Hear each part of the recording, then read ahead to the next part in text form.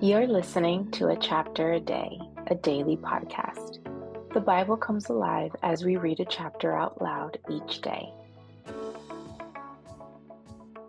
Hello, it's time for a chapter a day, and I am reading 2 Samuel chapter 18. Here's what it says.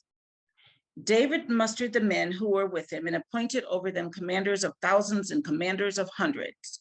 David sent the troops out, a third under the command of Joab, a third under Joab's brother Abishai, son of Zeruiah, and a third under Ittai the Gittite. The king told the troops, I myself will surely march out with you. But the men said, you must not go out. If we are forced to flee, they won't care about us. Even if half of us die, they won't care. But you are worth 10,000 of us. It would be better now for you to give us support from the city. The king answered, I will do whatever seems best to you. So the king stood beside the gate while all the men marched out in units of hundreds and thousands. Then the king commanded Joab, Abishai, and Ittai, be gentle with the young man Absalom for my sake. And all the troops heard the king giving orders concerning Absalom to each of the commanders. The army marched into the field to fight Israel, and the battle took place in the forest of Ephraim. The army of Israel was defeated by David's men, and the casualties that day were great, 20,000 men. The battle spread out over the whole countryside, and the forest claimed more lives that day than the sword. Now Absalom happened to meet David's men. He was riding his mule, and as the mule went under the thick branches of a large oak, Absalom's head got caught in the tree. He was left hanging in midair while the mule he was riding kept going on. When one of the men saw this, he told Joab, I just saw Absalom hanging in an oak tree. Joab said to the man who had told them this, what? You saw him? Why didn't you strike him to the ground right there? Then I would have had to give you 10 shekels of silver and a warrior's belt.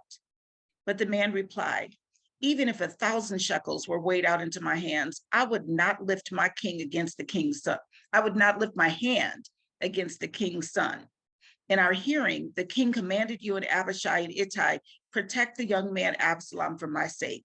And if I had put my life in jeopardy, and nothing is hidden from the king, you would have kept your distance from me. Joab said, I'm not going to wait like this for you.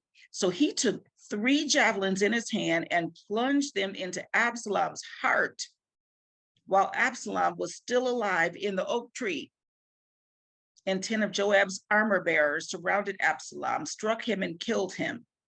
Then Joab sounded the trumpet, and the troops stopped pursuing Israel, for Joab halted them.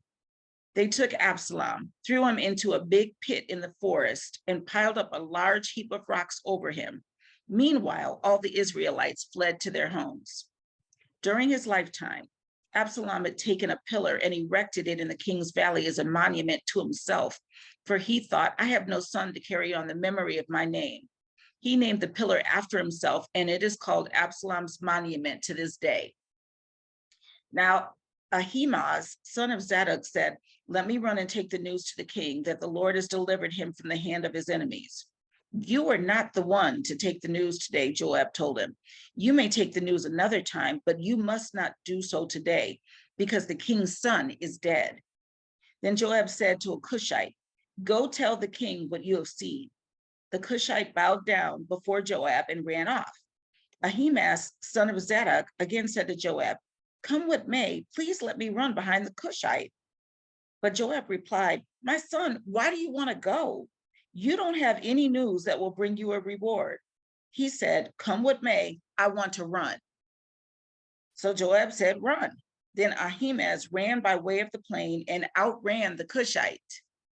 While David was sitting between the inner and outer gates, the watchman went up to the roof of the gateway by the wall. As he looked out, he saw a man running alone.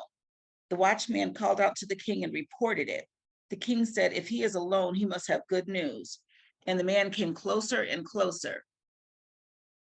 Then the watchman saw another man running, and he called out to the gatekeeper, look, another man is running alone. Oh, it says, look, another man running alone.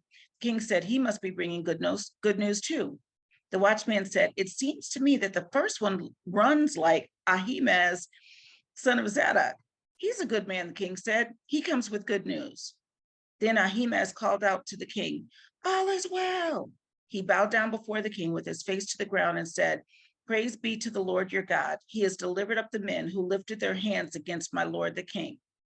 The king asked, is the young man Absalom safe?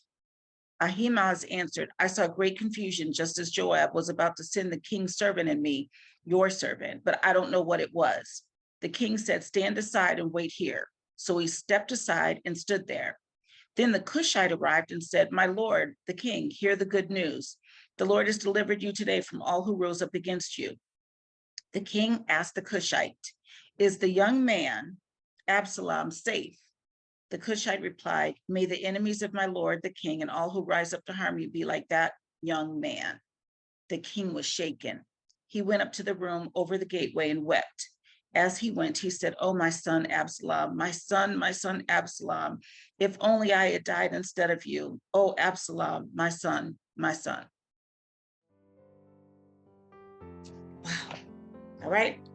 That was this chapter, 2 Samuel chapter 18. Deep, but I tell you, that's how it feels. You lose a child, you want to die yourself instead. Anyway, see you tomorrow.